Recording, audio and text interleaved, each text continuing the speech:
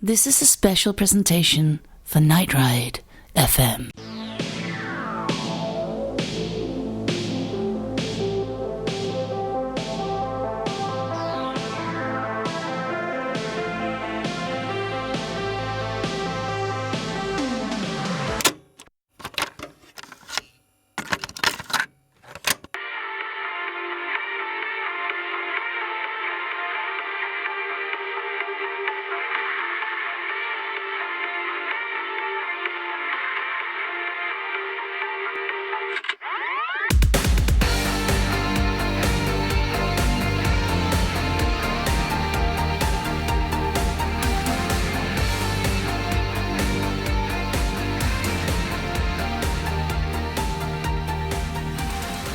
All right, good evening, ladies and gentlemen. I would like to welcome everyone here. My name is Dennis G, and I am super duper excited to have our two guests here today. We have the two gentlemen from LeBrock. We have Michael and Sean.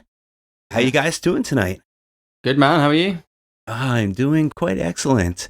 I get a chance to talk to some great synthwave producers. I get to sit down and just take a break from yard work, which is always a pleasure. Any excuse.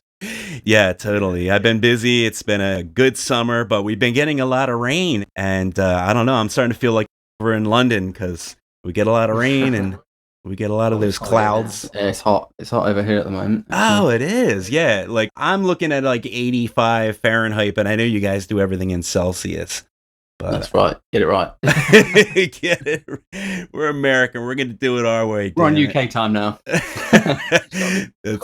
That's right. That's definitely right. And I do appreciate you guys taking the time to talk to me about your music and everything like that. I know it's been a long time. I know you guys have been touring and just been really, really busy with music, which is good. Yeah. Yeah, it's good to finally get it sorted out. Yeah, absolutely. So, I've been listening to your music for about a year now. The music that I've heard, actually, your most recent album is just really on my top 10 albums of, the stuff that I generally go to on like a monthly basis. And we wrote about you a few times, even on previous websites. And I know you guys recently got signed with the Fix label, which is great. They're a great company too. And recently you had your both albums remastered, right? Yep, remastered, yeah. All right. So, yeah, you guys are sounding great, man. And you got such a unique sound. That's the thing I really like about your sound. It's very different. It's really kind of out of the realm of your traditional synthwave. And that's what I find most interesting. I really find it fascinating when artists can really come at the synthwave genre with a specific type of spin on something. But it's not like it's something contrived or anything crazy or gimmicky. It's just the sound that you guys are putting out is like that real, true, legit 80s sound that I would say like that 80s hairband rock and roll sound that we all grew up, well, at least I grew up on. And that I think it's got that AOR-y sort of tinge to it. Sometimes you even wonder if it does even come into synthwave a little bit. It's like, where does it sit in the synthwave genre? But it's kind of more retro wave, I guess, if it's going to be. You have to set yourself apart from other artists. I mean, if you look at a synthwave playlist now, 10 bands sound the same. Standing out from the crowd is what we really wanted to do, didn't we? Like, yeah, definitely. For a start, yeah.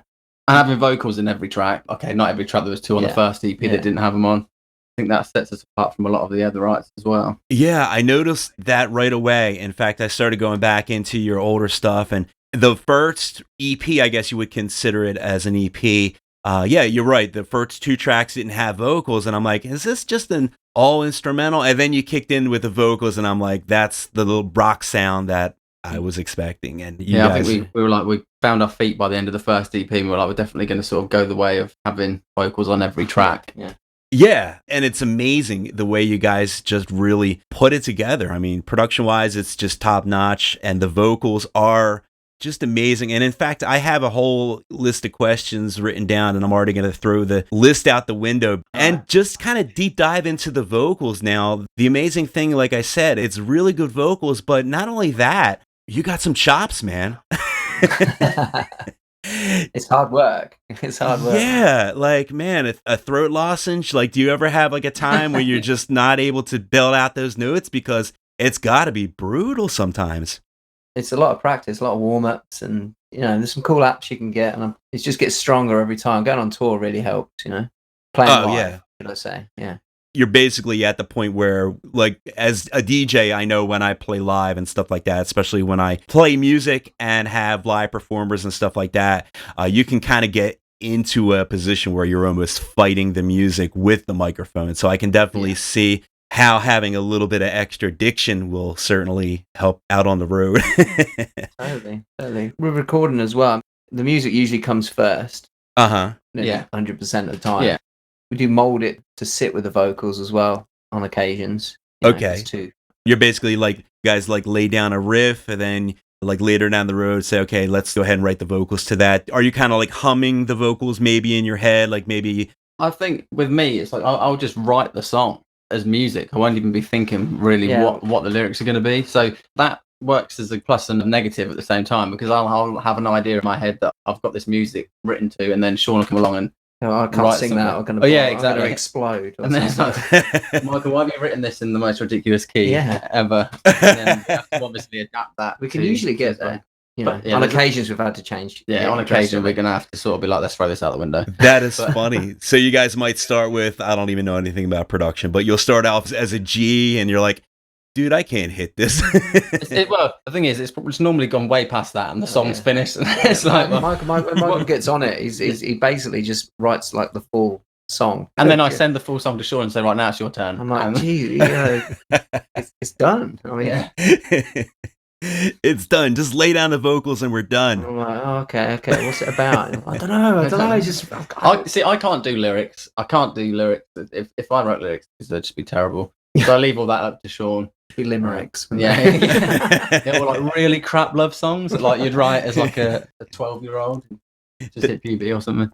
That is really interesting. So basically, Sean, you are the vocalist and you are also the person who writes the lyrics as well. Now, as far as the lyrics that you do write, do you find that you write more out of personal experience? Is it kind of like an aesthetic you're trying to hit? Is it kind of a mix of both? Yeah, definitely a mix of both.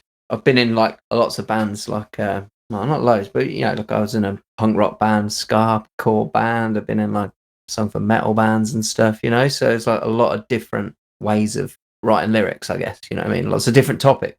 Right. You know, also I like to like visualize a lot of things. So a lot of the songs you hear, like One Night, for instance, started just because I had an argument with my wife that day, and the first line is "I don't want to argue" is literally the message I sent to her the night we were recording, because she was getting on at me for going and recording. So just put "I don't want to argue," and that is the first lyric of that song. So, That's actually hilarious. So you guys had a fight about making music, and you kind of made the best argument, I guess, by going and making the music. He was like, "Oh, I've got a song about me. This song's brilliant. dedicated to you."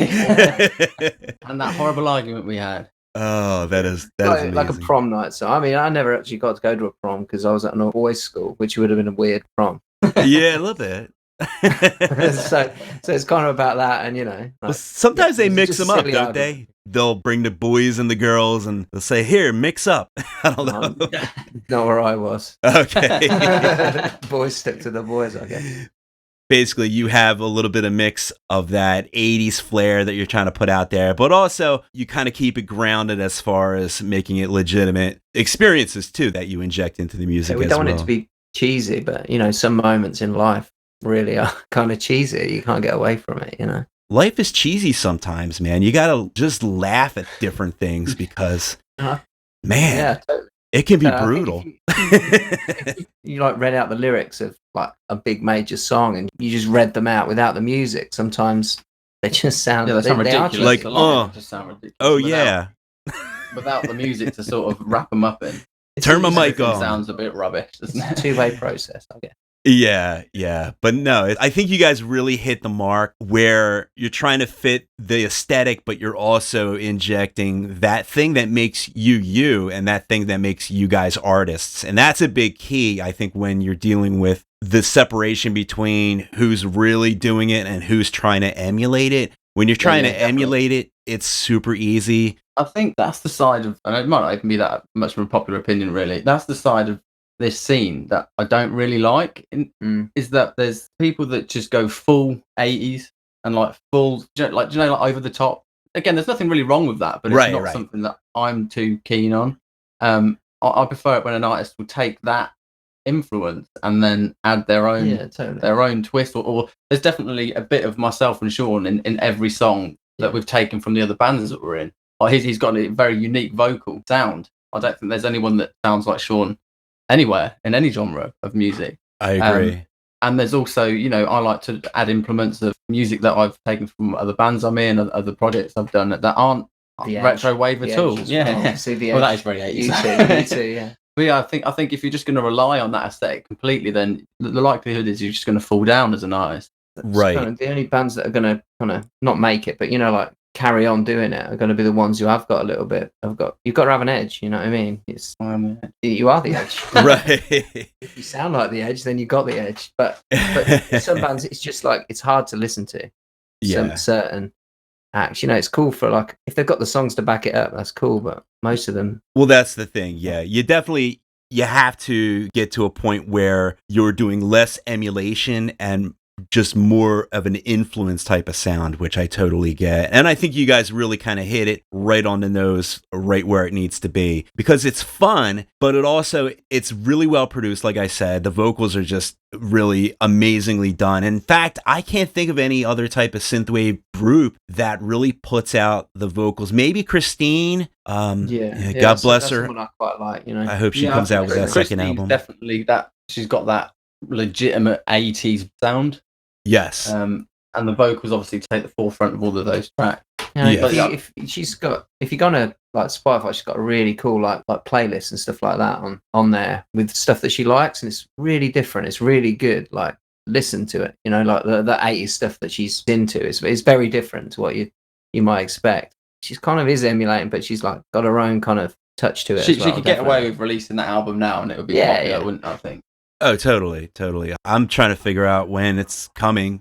I love the sound of Christine. I think she's going to release any new music. I'm sure somebody said that she wasn't going to release anything now. Well, I know she had some vocal issues. I really hope that she's pushing past them because... Oh, okay. That might be it then. Yeah, she kind of opened up on Facebook a couple of times, and not to go too far down that road, but I'm waiting. So many albums that I'm just waiting. I'm waiting for new stuff from you guys, which I know you guys have stuff coming right around the corner. You just released Bright Lights, which was amazing. We featured that on one of our shows, and just really good stuff. Now I'm going to take you from the current here, and let's just go back a little bit of a distance into the past. As far as how you guys met, where did you guys form? How did you meet? How did you get involved in synthwave of all things? Myself and Sean have known each other for years. I don't know how many years it would be now. It's going to be sort of 15 years at least, I would think. And we've always been in other bands in the area, which we always just speak about. One day maybe we'll just like start a band together or do something together, but it's just never happened. And Sean sent me some tracks that his friend Tony, who is Tony from Dance of the Dead, what he was doing, and it was Dance of the Dead's early material. I think. And I was like, this stuff is fucking rad. So Sean was like, should we have a go at doing something similar to this? Well, obviously, but with vocals, and they didn't have any vocals in there. We got together and we just sort of jammed around for a while, and it just seemed to work. So, took it from there. That was 2015, I think, when we first got together. It'd be there. Well, no, 2015, yeah. And nothing came out then, but that was when we first got together and decided to sort of maybe try something out. Did you start off putting out just like single tracks? Or was your first release your EP? Well, if we showed you the first songs that we were doing, you'd be like, Jesus Christ. We were just playing about, like having a few beers and just seeing what we could do. Because I knew Michael did like he showed me some advert stuff he did, like really like epic movie style stuff. We tried to do the two, but it kind of didn't work in the end. But the elements in. Yeah. We put a few tracks on YouTube to start with, and there was a really early version of Call Me that we had. Oh, yeah. And we put that up there. And the guy who actually mixes our music, I'd worked with in another band. And I said, well, why don't we take these tracks and we'll get them mixed properly. We'll go into the studio, get them done properly. And he mixed Call Me what to sound like it does now. And from then on, like just one new retro wave put it up. It did. That did help. Took off from there. That definitely helps. Get a good jump start on things. I don't think we'd have any other popular. Well, maybe some, but not as big as we started doing the live shows as well, which obviously helps when you've got friends like Dance with the Dead and stuff like that who stick on some shows with them and stuff. Yeah, that's true. the first early shows anyway, and that like did get us a nice crowd, and then more and more. It's kind of like a plague almost. You guys just keep growing on people. Yeah, that's it. I think we've investing them. Yeah, I don't know. I kind of think we got like a song for everyone, because like Call Me, you'd say, oh, it's kind of like metal, isn't it? I guess Right. Got some right. heavier tracks, and then we've got One Night, and we've got one, tracks the girls will like. And then Dangerous Dreams is just in the middle. Like I don't know, because we like lots of different music. We're big rock set fans. I think that's what we really. Oh like. yeah, that's what I'm waiting for. I'm waiting for a good rock set cover, man. Maybe we can do that. we don't do covers. Yeah, we do draw the line at covers. Covers make it tough, man, because you want to do it and you want to just pay homage to a specific artist or song, and then you gotta like pay people Yeah. and put it out there and say here's all my royalties for that, and not that it's all about money. Sometimes you do it for the love, but it does get tricky. It does definitely get a little. I've heard some really good covers, but it's just something where I'm like, I kind of want to just let my own music speak for us. Dance for the Dead. Yeah, Dance for the Dead does some good covers. On the last tour, we did Kickstart My Heart live with them. Oh, that's awesome. That's actually what I really like. Instead of actually like recording a cover, my favorite thing when I go out to see a band play live is they will reserve like specific cover songs. Like that's just what they do. They do that one cover tune. Yeah, that's cool. They just pull that out of the hat and you're not expecting it. Yeah. Right. And they do that live, but you can't buy that on an album or anything like that. Carpenter Brute, I guess, with Maniac, It's Exactly. Thank you for pulling that out as an example, because that was just on the tip of my tongue. I saw them play like last November or something like that. They blew me away. I mean, I was they are nuts. So we played a couple of shows with Carpenter Brute in the UK. Yeah. Early ones. Yeah, early shows. Their live shows just like on the next level. It is. And they come out with, it's 3, I guess. They come out with drums, guitar, and I guess keys, and he right? does the synth stuff. Yeah, that's it. Just those 3, I think. Yeah.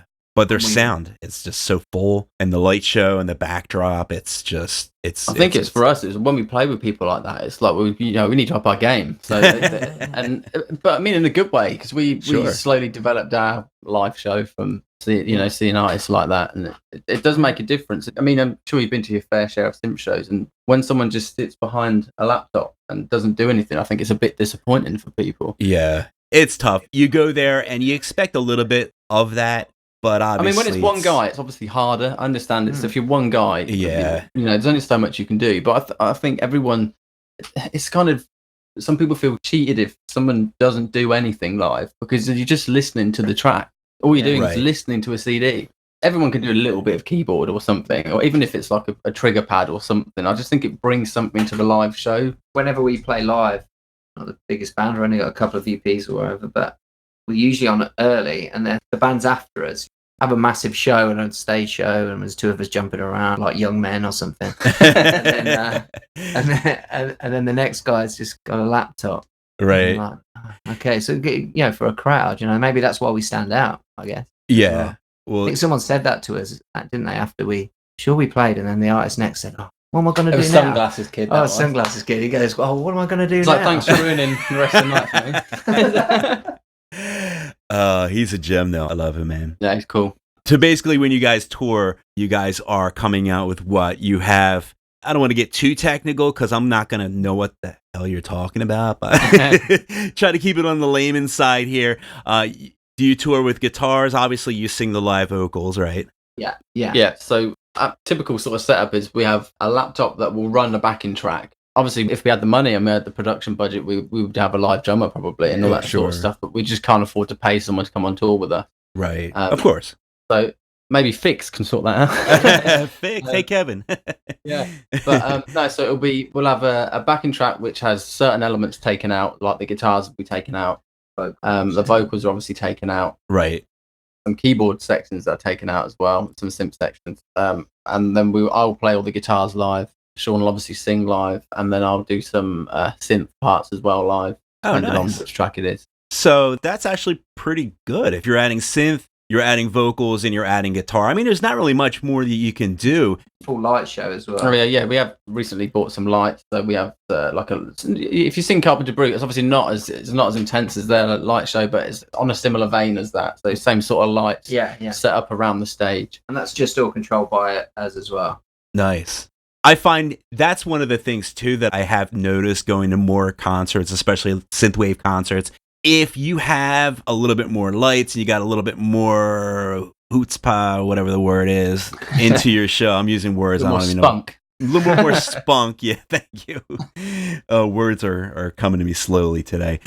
But, if you have a little bit more of that dynamic lighting effects or just something different like that you can see as a visual, I find that I could be a lot more forgiving to an artist that's coming out there, definitely. Just maybe, just making it more of an experience, I think. Makes right. Exactly. But it's really interesting. The dynamics of touring with synthwave is really, really getting more interesting. It's getting more creative. And in fact, there's a lot of different things that artists can do to really kind of spice it up and keep it fresh. And that's one of the things that I really enjoy is seeing how that one producer can go out there and really just kind of mix it up and make it feel like a live show, give that live experience. I know Let 'Em Riot, when I saw him play in Rhode Island, he's just one guy, but he'll come out, he'll sing, he'll play guitar. Strap Locked is the same. He'll come out and he'll play just these shredding guitar solos over his backing tracks and everything like that.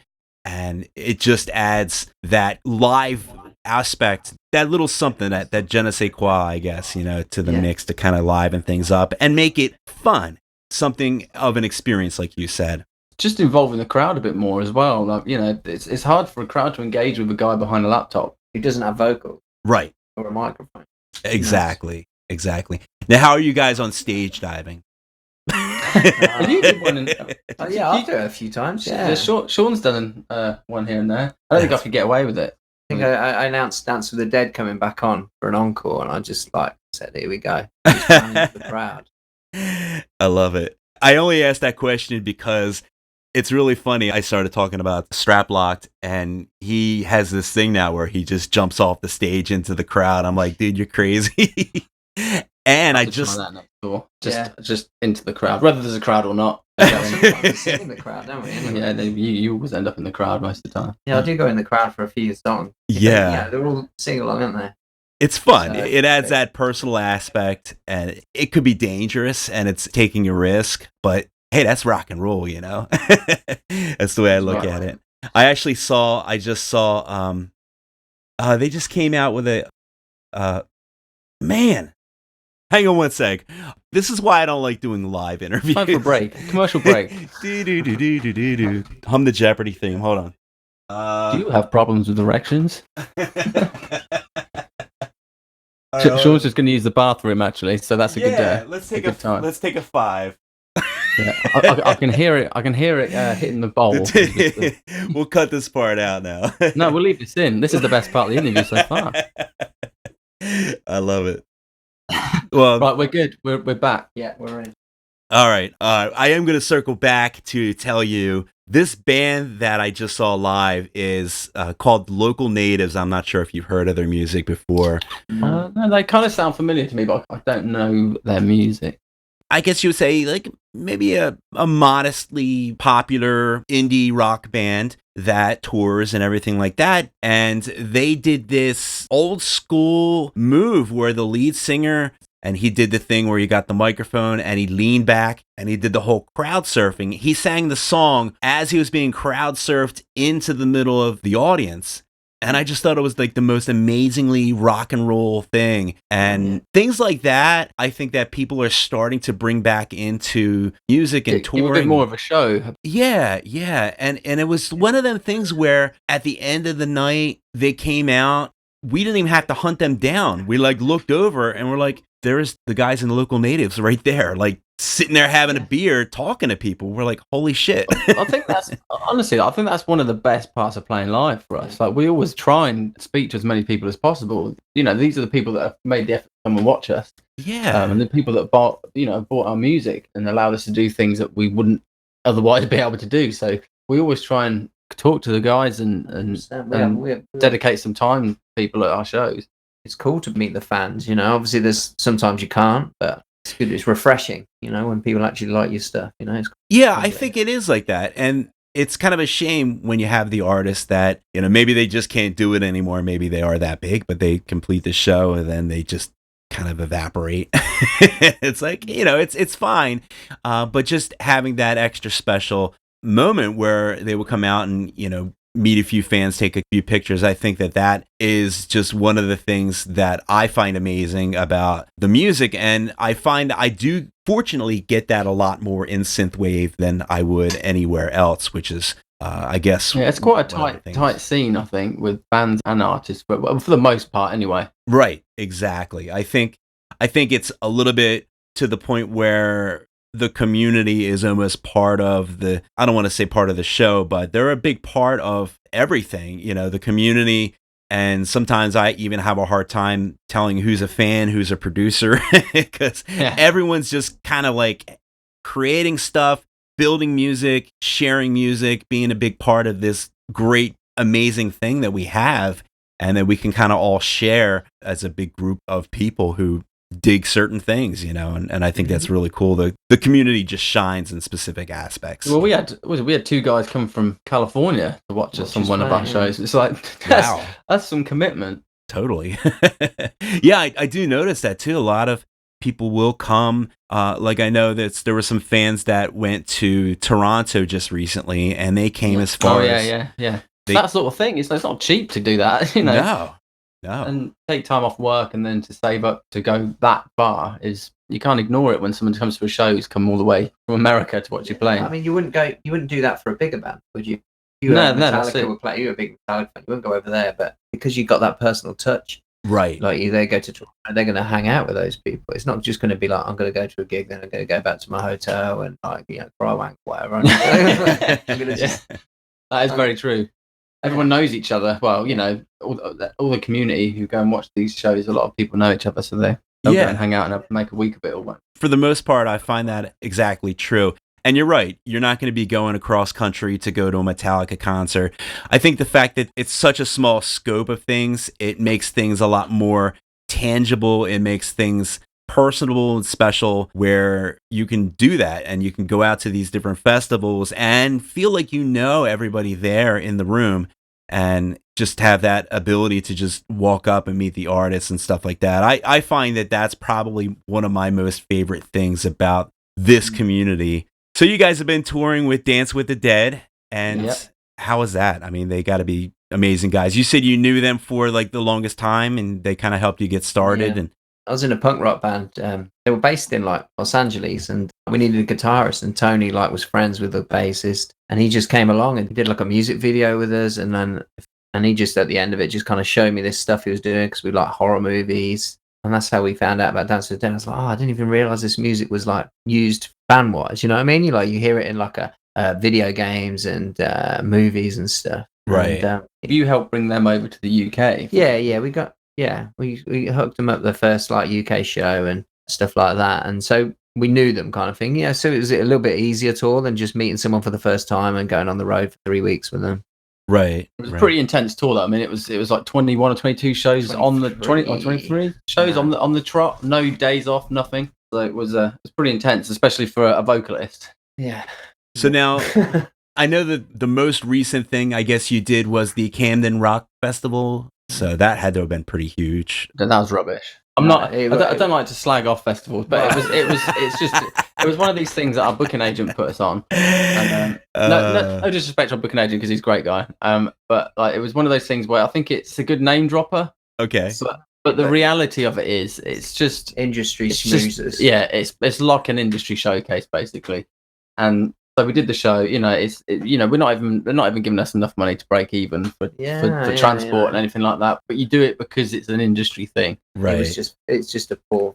And I basically think it just takes advantage of smaller bands, to be honest. Yeah, because they've got a few big headliners, and then they're like, well, we'll get 300 other bands. Right. So if they're all going to bring some people along with them, then we can fill all these venues and we can get them to see the bands that we paid all the money for. but we won't give two shits about the rest of the bands. We won't get invited to play this again. Not after this run. I guess it's one of them things like we were saying before. You have your intimate synthwave community, and then you have like these big, crazy, ridiculous festivals that you're just kind of you're dropping a bucket. It wasn't even that big of a festival. Have you ever been to Camden before? Well, that's actually a funny question because they have a Camden in New Jersey. Oh, okay. And it's not the good Camden. Well, basically, this festival just takes over all of the venues that are in Camden, and there's a lot of them. Okay. And, unless you've got a prime slot on one of the bigger venues, no one cares. It's great to go maybe like as a fan or something. You can just go and you get a wristband. You can go into as many different venues as you want, or see as many different bands as you want. It's kind of like Fest. If you've like Fest in Florida or whatever. Yeah. So you just kind of go in and out of bands and just check things out, walk all around. You just bar hop basically, or venue hop. So that sucked. Yeah, that's don't get me wrong, I just got fucked for the whole day. It happens. A good one coming up soon, though. So I'm sure you guys have had your share of good times and bad times and experiences with touring. What were some of the crazy things that have happened? Some of the fun things? Anything like super interesting, or people you met, or just experiences that you have had that I guess you'd say didn't suck? But in LeBrock or in? Well, it'd be nice to stay in LeBrock, but hey, touring stories is touring stories. The more legendary, the better, right? I've had my car towed before. Oh yeah, that was it. We had to give our whole. We got our fee in the morning, and we had to use it to get. To get the car back. That sucks. That was sucky. That was really sucks, but. There's plenty of sort of, just partying and stuff like that. The standard sort of tour time. But I don't. With LeBrock, it's not been that much touring time. It's just, no. Because I have to look after my voice. I kind of, if we're doing a few shows, I really have to look after it. Oh, that's right. Yeah. On the big tours now, because we're older people, we're older men now. We can't go as hard as we used to. So when you've got like 23 shows on the trot, you can't really go crazy. Like the Dance of the Dead one, we just had like one sort of night out at the end, right? And that was it, really. I think on this tour, I think we were in Munich, and they said, "Oh, everything's closed, but there's a bar just over there." And I was like, "Okay." My friend Chaz lives in Munich, and we'll go to this bar. We're like, "Okay, right." And it's just a big hint of weed as we were walking to this thing. We're like, "Okay, all right." And literally there was about 20 guys, Germans, they were like, smoking weed out. So I went in. It was like an improvised dub club. Oh wow. So the bar was just a guy with a big bucket with just beers in the corner, and you paid him like a couple of euros, and then it was just all dub, but all the instruments were just laying about, and you just pick up like saxophones, trumpets. Oh, that's wild. Anyway, it was. Yeah, there was a lot of like Shaggy covers. It was the weird. That was kind of weird. I don't know what time I got home. I just remember not being there in the morning when I woke up. It was great though. It was cool. It was a cool vibe. Well, obviously everyone was just high, I guess. So everyone was pretty chill. Even if you weren't smoking, you were definitely high that night. Yeah. But that's the funny thing. That's actually one of the things that I've realized the more artists that I talk to and the more people that especially tour, it's not as crazy as people would think. In fact, I think if we were like 20, right, it's a different story. When I saw it in my 20s, when we were younger, it's, now that we're not 20 anymore, it's difficult to just go out and be as crazy as you were when you were young. There is that thing where you're in relationships, yeah. and, that sort of stuff. There is it. You kind of focus on the music when you think you're onto, like things are getting better and better for the band. You kind of don't want to mess that up a little bit, Exactly. If that makes sense, you don't want to like just go crazy and get reputation just being party people and like. It is literally you have scheduled to stick by. The tour managers like you to be up at this time, out of the hotel at this time. Yeah. Right. You get up. If you've got time to have a shower and eat breakfast, you do that, and then you get in the tour bus, and then you're gone. Like you're just driving for 7 hours a day or more sometimes. And then you get to the hotel. If you're lucky, you get 5 minutes at the hotel. If not, you're straight to the venue, sound check, play a show. Then back at the hotel by midnight, and you're just too tired to do anything else, just straight to sleep. And it's not all sex, drugs, and rock and roll, and it's just no time for it half the time. It's lap dances. It's not that. Damn. Dream has been ruined. No, Ruined it for everyone. Sorry, guys, don't even bother getting into music. There's no money in it. There's no girls. There's no drugs. It's just a waste of time and effort. Just be a banker. There's way more blow. Yeah, right. Yeah, that's just reality, and I totally get what you're saying. You do definitely get to an age where I know that I've definitely slowed down in my ripe old age. I'm not going to say how old I am, but I'm older than most of the synthwavers out there, and I've actually lived through the 80s, so I know it wasn't all sex, drugs, and rock and roll. Unfortunately, a lot of weird stuff. Like nuclear crisis and stuff. I guess that bleeds into some of the mythos of the music, or whatever you would say. Yeah. I guess. Now let's talk about Iran. there it is. There's the segue into Paula. No, I don't know. You guys, whatever you guys are doing over there in England, I'm sure we. When are we going to get onto Trump? I've had enough of that. My favorite thing was everyone was complaining about Brexit, and they had the meme floating around where, like, we got this Brexit thing. And then they have a picture of the guy with a big US on his t-shirt. He's like, here, hold my beer, with like a Make America Great hat on and everything. We're just competing to be like, just bigger shit. Like, who's the bigger shit? Thank God there's music. Yeah. I ignore it all now. I think Donald Trump would like dig us as well. Maybe he could use us in one of his promotional videos for building the wall or something. Maybe that would be great publicity for us. Yeah. Maybe do like a Scorpios cover of what was that song? Winds of Change. That would be a damn good cover. I keep coming back to covers. I don't know why, but you just want us to do a cover, don't you? I really do. Got us on here. What's wrong in your life this week? Yeah, what's wrong now? I'm like, how many times can I try to work this into the conversation? Man. Because you really do. You listen to the LeBrock, and then the minute you hear your sound, and I agree that you definitely have an original sound, but man, it just pulls back all those memories of all the artists that you just know and love. And it's just this amalgamation of everybody all rolled into one. Like Pat Benatar and Poison. Yeah, there's a lot of influences there, sort of mixed together. Right. And it's not one. That's the thing. It's not one particular artist. Like, I immediately go to Bon Jovi when I first heard your music, because I guess maybe because he's a New Jerseyan or something like that. And that was my go-to when I first heard it. But the more I listen to it, I hear all those influences, and it just kind of makes you crazy. You're kind of getting it all in one amazingly talented package, which is really weird. Amazing. Like the amount of people that have compared "Call Me" to different styles of music. Someone said it sounds like Linkin Park. Yeah, and then it's like, and then obviously you've got yourself, like Bon Jovi influences and that sort of thing. It's weird how people hear different things and hear the different influence. It's obviously what you hear. You choose to sort of link up to your own. Right, and I think that's what amazes me about music. You can connect with it in your own way, and then another person can connect with it in a completely different way based on their experiences. And the fact that you guys are putting the music based on your experiences really makes it interesting, and you can definitely hear like a lot of the influences shine through in your music, which is, I think, one of the things that really separate the imitators versus the people who are really out there doing their thing. And the other. At the end of the day, you do need to write a song. You know what I mean? Right. You can't just write a load of sounds that have been done in the 80s, put them together in a few vocal lines. I heard a song today, I can't remember, but it was literally just another song they would just sing from the 80s. They were just singing over a different thing. They've just done a rip-off of it. It was just, I was like, and I was like, oh, no, it's not. It's new. Like literally not doing any work at all.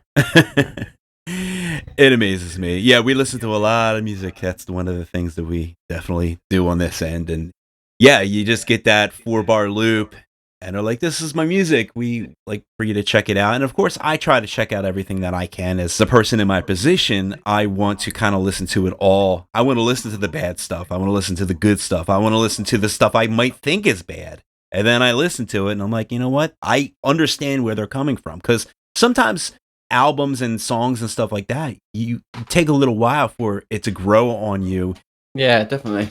And to understand where they're coming from, which is interesting too. So I always am willing to give music a second chance. Sometimes the growers are the best ones, though. Exactly. Grow and take time for you to appreciate. Right, exactly. You're definitely going to have more of a relationship with a song that you've taken the time to really kind of listen on several occasions, and you finally understand it. You're like, wow, now I totally hear the elements that are in this song that I really didn't catch at first glance.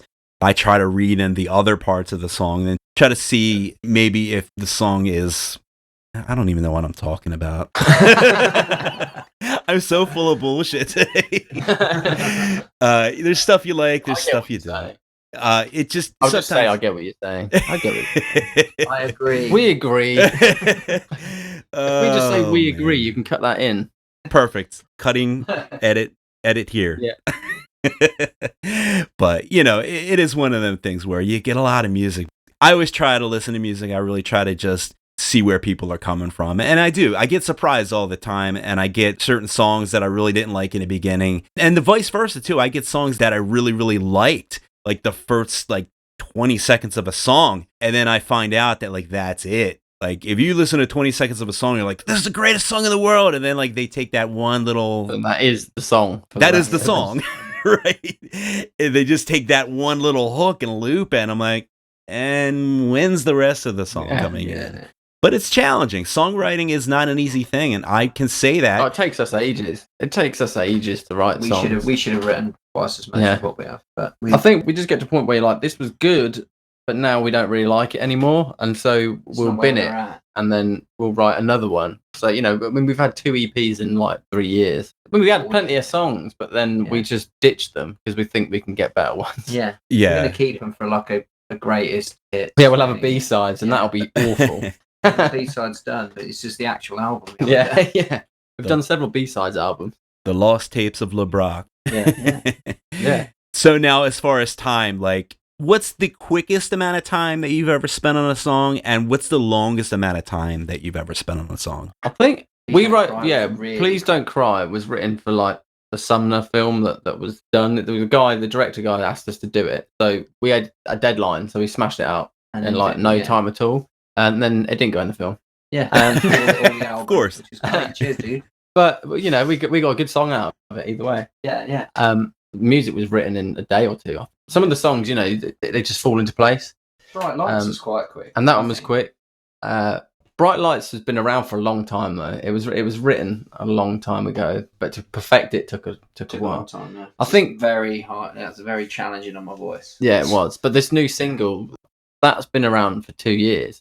Oh wow! And it's one of those songs that's just we don't quite know if it's there yet. We don't know if it's there yet. And then it just revisited it recently, and then turned it into what it is now. And so that might have been the track that's been around the longest that's actually seen the light of day. That's the new one that's coming out from you guys? Yeah, that's right. Takes All Night. Takes All Night. Okay, great. And I know Sean doesn't take all night. Or it takes 2 years to write. That's really awesome. I can't wait to hear that. I know we're very excited to hear that song. Now, can you tell us a little bit about it? A little bit of a sneak peek on it? Well, musically, it's just it's just a track that was actually written as a remix for somebody to start with. And I discovered that this guy's kind of weird. He asked us to do a remix, and then I was like, first of all, I thought that actually the remix that I've done for this is kind of too good to let him have. Yeah, compared to what he was. And then I started watching his videos, and I was like, this guy's kind of a little bit weird. I don't know if he's on the watch list somewhere, but there was some very bizarre sort of YouTube videos that he'd put up. I just think it just sort of fell away in the end, and I thought, we'll just have this for ourselves. It's like it was supposed to be kind of like a remix of something they did. The music was written as a remix around a different song and a different vocal. Which, odd. It was odd.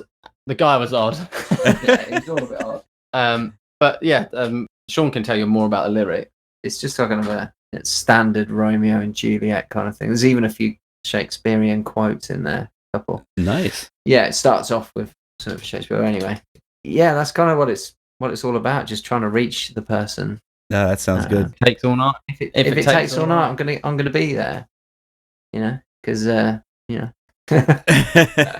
It's a lot better than like arguing with your wife, I guess. This is kind of like not arguing with your wife and wanting to get home to your wife, I guess. But we're two guys writing, so we're always going to write about girls and stuff like that. You know, that's why kind of going back to the 80s in a way, like not just the 80s, you know, 70s or whatever. Things were a little simpler back then too. Yeah, simpler times, man. Like it's just so complicated now. It is. You literally, when I write lyrics, sometimes I think, oh, can I say that anymore? Right. But that's not how it should be, I don't think. When it gets that, when you're being told what you can think and what you can say, you know, even making a joke about having your dinner in the oven, right? Certain people will take that. There's more than a joke, and you know, boycott LeBrock. Yeah, boycott LeBrock. It's just ridiculous. No one's allowed to even think things anymore without having to question. Oh, you know, am I allowed to say this? Am I allowed to? It's literally the Demolition Man plot. The world's gone mad. God damn it! You know, it has a little You're bit. gonna get fined every time you swear or Right. do anything wrong.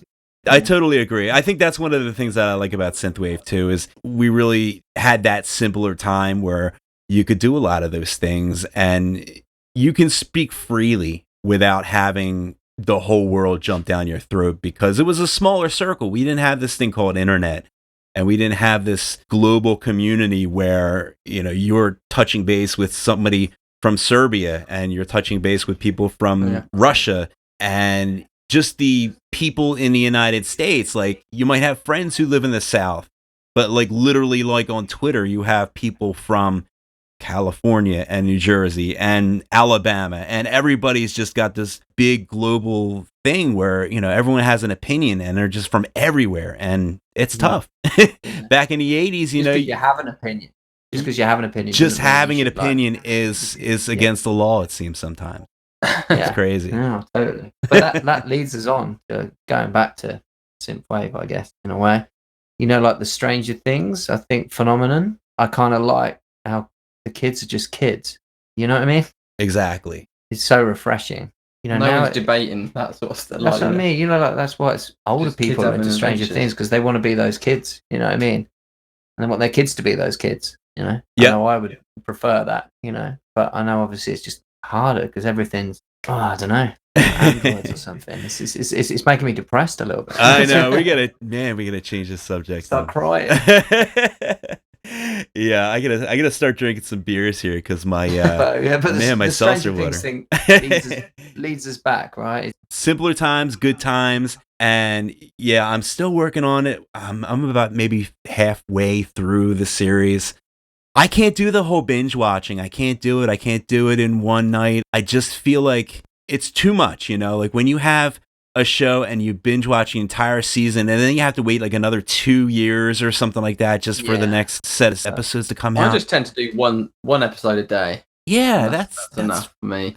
And then it lasts longer. You've got more time to watch, and you can probably take it in better than if you watch 8 episodes in a row.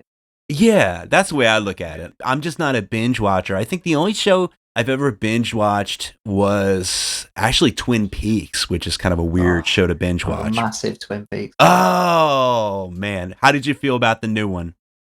That's always the golden question.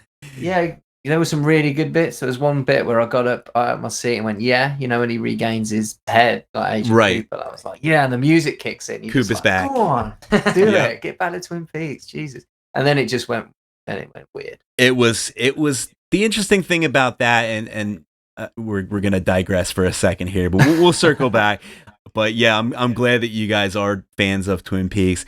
You have your fans of Twin Peaks, you have your David Lynch fans, and I think that a lot of the Twin Peaks fans are not exactly David Lynch fans per se, because Twin Peaks was a combination of not only David Lynch, a combination of Mark Frost, a combination of all the writers, Robert Engels, but it was a huge influence, and everyone kind of had a little piece of the puzzle, you know, that is Twin Peaks. And when David Lynch did it, it was just pure 100% uncut David Lynch that you got, which all the Lynch fans are like, yes, you know, and all the fans who are just really in it for the show felt like they maybe got a little too crazy with it.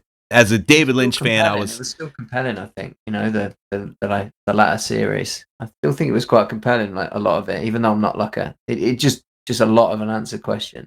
Yeah, a lot.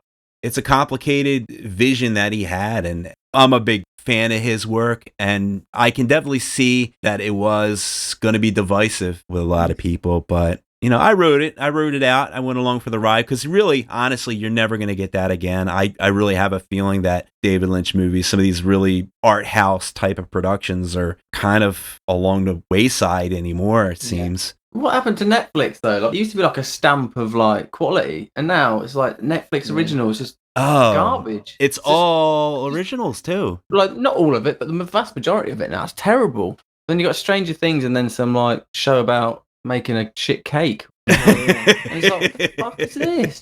The shit cake makers, yes. Well. Yeah, shit cake. Shit cake, that's literally right. Shit cake. I might watch that. Put the ice in. I need to revisit that series. I've totally read this the wrong way. I think with Netflix, they're trying to do so much of an investment. They're just throwing money at the wall like spaghetti, just seeing what sticks. I mean, don't get me wrong, they still do come out with some absolute belters, but it just seems to be there's more, quantity over quality at the moment. Yeah, they got shows about dog lovers that have asphyxiations, like with, I don't know, like bondage dogs. Bondage dogs, part 2. Like, what the hell? Dungeon dogs. Dungeon dogs. Yes. That sounds kind of cool. Yeah, actually, we should pitch that Dungeon to Netflix. Dogs. I bet you we could get that greenlit. Their bark's worse than their bite. Dungeon dogs. Tune in. Tune in every Friday night. It's crazy, but After shit cake. This was a lot of fun, though. I really do appreciate, like I said, you taking the time to talk with me, and we're really excited. Now, you guys have some really cool things on the horizon. I know you guys are working on a full album, yes? Yep. Amazing. We're trying. Are we looking for maybe like around Christmas time, maybe around... honestly, we don't know. I mean, we were hoping to get it out this year, but whether that is going to happen, I don't know. We're just going to have to see how it goes. Kind of hampered us, but... Yeah, we've got another tour coming up now as well. So we've had the Dance of the Dead tour, and then we've got another tour in September. It's a solid week with a band. They're quite big in the UK, so it's like, that kind of new metal-y kind of thing. But it's like a different crowd, and they sold out their last shows, the last tour. It's just the way we look at it is it's a new audience for us. So it's not, bringing the synthwave shows to the synthwave audience is like great, but there's a time when you need to sort of move out of that audience. Yeah. So we want people who haven't heard our music to hear our music, and maybe get a new set of ears on our track. I think people will still be coming to see us play. Oh, for sure. Both shows from the synthwave community, and obviously we'll definitely let them know and get them in and stuff like that as well. That's a good thing, though, because that can also bring in new fans. That can bring people in. Yeah, definitely. That's what we're thinking. And then all of a sudden, they're like, "Whoa, LeBrock's great. Dance with the Dead is great."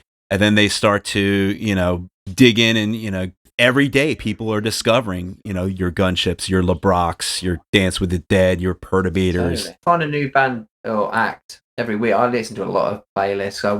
Where I work, we just have the music on all day and stuff like that. Mm-hmm. They don't let me put too much synthwave on. Hip hop's got to come back on at some point. I find that's the common thread. Yeah. I think maybe if we did have that one album, like maybe they break it mainstream, and then that, how people are, maybe they're like the universally hated band because they brought synthwave to mainstream. Wow. So maybe it's a good thing.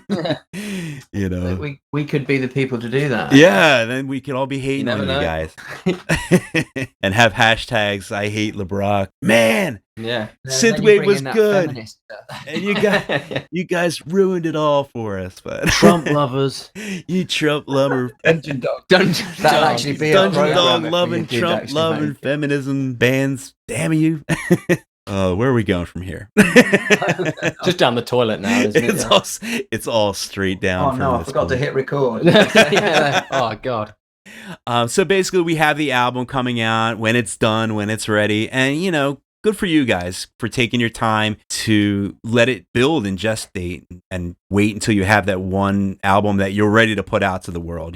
Don't feel like you need to rush it. But you do. In the meantime, you have the new single coming out, which we're very excited to play. And this is amazing that you took the time to sit down and talk with me. And we will be listening. We really appreciate having us on anyway. Yeah, my pleasure. My pleasure. You guys are amazing. And that's it.